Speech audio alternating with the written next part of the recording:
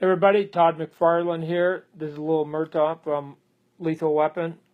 He's going to join us here today. One of my employees has their dog in at the office, and I have to babysit while I'm trying to do the drawing. Hey, today we're going to talk about doing arms.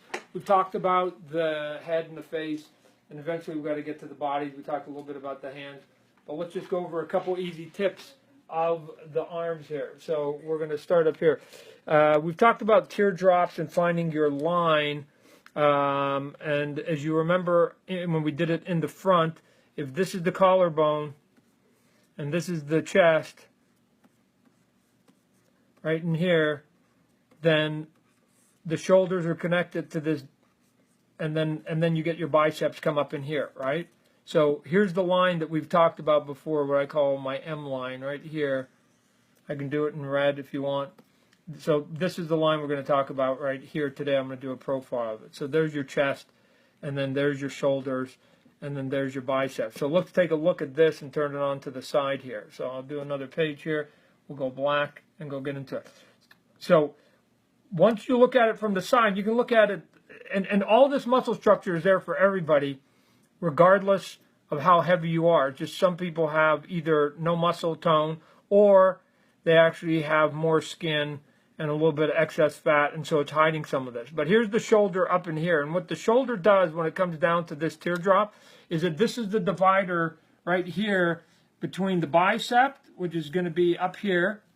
We're looking forward this way. Assume that the chest is this way and the face, and we're facing this way.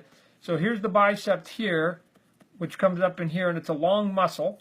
And then back behind here is the same thing, but this is the tricep, but it's a shorter muscle. And what I mean by that is I start rounding the bicep about here, and the tricep, I start rounding the tricep there, and I start rounding the bicep here. So as you can see, one of them is longer right here than the other one.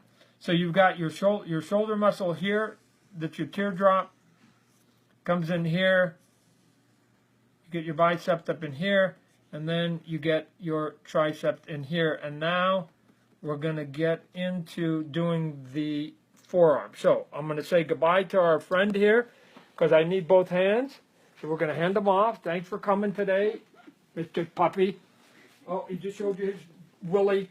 All right, so what we're going to do here is that now that we've got the separation here, we've got the separation here, continue on this line because this is a line that separates the bicep and the tricep. So come up in here and then start arcing it, and now all of a sudden you can get into the elbow real quickly.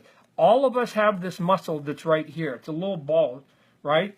If I take my shirt off, right here, it's this muscle right here, right? So here's my elbow, here's my bicep, and I don't know if you can see it, but there's this little bump that we all have that's right here.